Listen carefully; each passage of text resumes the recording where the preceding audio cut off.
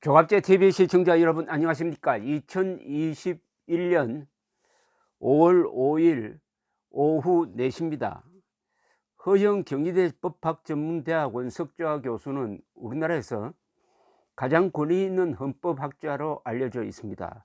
이분이 오늘 조선일보에 논평을 하나 실었습니다. 제목이 사조직이 법원 장악, 사법부의 충격적 현실 이란 제목으로 되어 있는데, 이걸 읽으니까 이거는 김명수 대법원장에 대한 단죄문으로 보입니다. 언젠가는 김명수 대법원장은 법정에 세워야 합니다. 그게 민사사건이든 형사사건이든 그렇게 하지 않으면 우리 사법부가 살아날 수 없고 대한민국 민주주의가 살아날 수 없다, 이렇게 보여집니다. 문재인과 김명수를 법적으로 단죄하지 못하면은 대한민국과 대한민국 헌법이 단죄받을 것입니다. 둘 중에 하나입니다. 그런데 앞으로 김명수를 단죄할 때 오늘 이 허영 교수가 쓴 이게 그 기소장의 또는 소장의 근본이 될 것이라는 생각이 들어서 소개를 해드리겠습니다. 김명수 대법원장이 주도한 국제인권법연구회라는 조직에 대해서 우리 허영 교수는 이거는 사조직이다, 그리고 명단을 공개하지 않고 있으니까 이것은 이념지향적 비밀결사체로 봐야 한다. 그런데 이 비밀결사체가 지향하고 있는 이념이 뭐냐? 그 이념이 헌법과 민주주의를 부정하는 것이다, 이렇게 단정하고 있습니다. 한국 민주주의의 가장 큰 적이 바로 이 국제인권법연구회, 그리고 김명수, 그리고 문재인이라는 논리입니다. 조선일보가 심층 보도한 4월 20일자 A1사면 한 사법부의 실상은 충격적이다. 김명수 대법원장을 수장으로 하는 이념 조직이 사법행정권과 재판 업무의 주요 보직은 물론 법관 대표회의를 장악하고 있다는 사실이다. 우리법연구회나 지금의 국제인권법연구회는 모두 김명수 대법원장이 만든 이념적인 사조직이다. 사조직이라고 딱 규정을 했습니다. 사조직이 공조직을 장악하면 안 되는 거 아닙니까? 동향회가 국군 장교단을 장악하면 안 되는 것과 똑같은 거죠. 사법권 독립의 적신호며 국민에게는 큰 위협이다.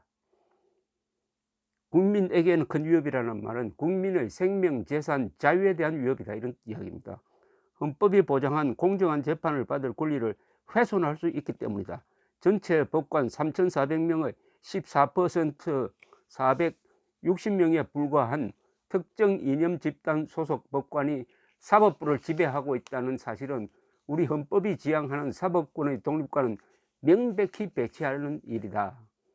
헌법과 법률에 의하여 그 양심에 따라 독립하여 심판해야 할 법관이 헌법과 법률보다는 소속 사조직이 추구하는 이념에 따라 심판하는 것은 분명히 국민의 기본권을 침해하는 위헌적인 재판이다. 법관의 법 적용은 일관성과 공정성이 생명이다. 개인적으로 갖는 정치적 이념이 법 적용에 영향을 미치면 재판은 생명력을 잃는다. 생명력을 잃은 재판은 사법작용이 아니다. 그러니까 공정성, 객관성을 잃은 재판은 재판이 아니라는 이야기인데, 재판이 아니면 뭡니까? 이게 문제인식 이야기를 하면 국가폭력이라는 이야기입니다. 국가폭력. 그러면 일부 법관이 국가 권력을 빙자한 폭력배라는 이야기입니다. 무시무시한 이야기입니다. 여기서 뭐 법률 위반 정도가 아닙니다. 허영 교수는 위헌적인 재판이라고 그랬어요. 국민 기본권을 침해한다고 그랬습니다. 국민 기본권 침해는 독재라는 뜻입니다. 그러니까 이들은 독재자들인 뜻이, 독재자, 지금 수백 명의 독재자가 재판소에 있다는 겁니다. 재판소에 판사의 법복을 입고 앉아 있다는 겁니다. 법복을 입고 법을 공정하게 사용하지 않고 자기 집단의 이념을 위해서 법을 사용하고 있다는 겁니다. 법을 개인적으로 이용하고 있다는 겁니다. 국제사회가 인권선언이나 인권협약 등으로 채택한 인권은 우리 헌법의 기본권으로 보장하고 있다. 따라서 우리 기본권을 떠난 국제인권법은 그 실체가 없다. 여기서 국제인권법이라고 했는데, 아니 이들이, 이 판사들이 지금 재판하는 꼴을 보면은 인권법, 국제인권법은 모조리 무시하고 국제규범도 무시하고 좌편향된 시각으로 대한민국의 정통성, 자유민주주의 기본 질서도 무시하고 사실도 무시하고 오로지 자기 편은 뭐냐, 문재인 편이라는 이야기입니다. 를 위한 재판을 하고 있고, 김명수 대법원장이 온갖 거짓말을 해도 거기에는 입 싹 닫고, 그래서 저 말단 법원 종사자가 양아치란 표현까지 썼습니다. 그래도 거기에 대해서 말 한마디 하지 않고 있는 이런 집단이란 뜻입니다. 이런 모욕이 있을 수가 없죠, 사실은. 그래도 대답 안 할 겁니다. 아마 허영 교수의 이 준엄한 단죄문에 대해서 김명수를 비롯해 가지고 여기 소속된 판사들이 입 닫고 가만히 있을 겁니다. 그건 할 말 없다는 거죠. 사실은 이야기 아니겠습니까? 물론 반론을 제기하면 제가 또 반론 소개해 드릴 용의가 있습니다. 국제사회가 인권선언이나 인권협약 등으로 채택한 인권은 우리 헌법의 기본권으로 보장하고 있다. 따라서 우리 기본권을 떠난 국제인권법은 그 실체가 없다. 그렇다면 그 사조직은 도대체 무슨 가치를 추구하는 집단인가? 그 사조직에 속한 일부 법관의 정치적이고 반헌법적인 언행이나 재판 실무로 볼 때 우리 자유민주주의 헌법 이념과는 분명히 배치하는 가치를 추구하는 집단으로 보인다. 일종의 반역이라는 겁니다. 헌법에 반역하는 판사들이 있다는 겁니다. 이거 무시무시한 이야기 아닙니까? 이 헌법의 기본권을 다 보장하고 있다는 겁니다. 우리 헌법 이외에 무슨 인권을 새로 찾는다고 국제인권법이라는 엄청난, 이게 일종의 위장명칭이죠. 국제 해놓고 자기 패거리, 인권 해놓고 독재, 폐쇄적이고 독재적인, 저 어디 다른 나라 같은데 저 어디 독재 국가에서 완장차고 재판할 사람들이 여기 와가지고 지금 이 사법부의 실권을 장악하고 있다. 가공할 사태입니다. 우리 헌법 10조는 이미 국제인권에 맞는 내용입니다. 모든 국민은 인간으로서의 존엄과 가치를 가지며 행복을 추구할 권리를 가진다. 이것은 1776년에 토마스 제퍼슨이 기초한 미국 독립선언에서 나와가지고 전 세계에 퍼져나간 그 인권 기본권입니다. 그게 바로 우리 헌법에 들어왔어요.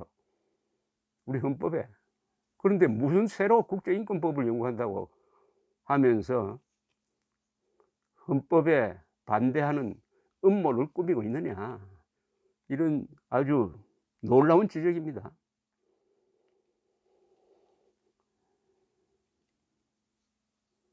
그 사조직에 속한 일부 법관의 정치적이고 반헌법적인 언행이나 재판 실무로 볼 때 우리 자유민주주의 헌법 이념과는 분명히 배치하는 가치를 추구하는 집단으로 보인다. 반역 집단이라는 이야기입니다.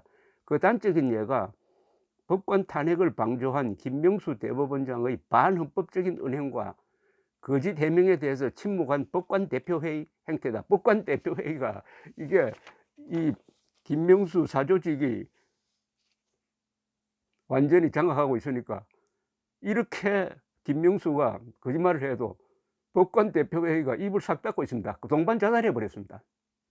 하나 다행인 것은 법관 대표회의가 김명수와 동반 자살해 가지고 이 조직이 사실은 죽은 겁니다. 이제 무슨 이야기를 해도 법관 대표회의는 아마 다른 법관들로부터 조롱거리가 될 겁니다. 삼권 분립의 나라에서 이 사조직이 지배하는 우리 사법부는 권력 간의 견제와 균형을 무력화했다. 오히려 정권과 여당의 불법과 비리에 대한 방어기관으로 변질하여 사법의 정치화를 가속화하고 있다. 정권 하수인이 됐답니다. 이런 모욕이 있을 수가 있습니까? 사법부의 독립은 권력에 대한 견제에서 출발하는데 이 자들이 문재인 정권 호위무사가 되어 버렸다는 겁니다.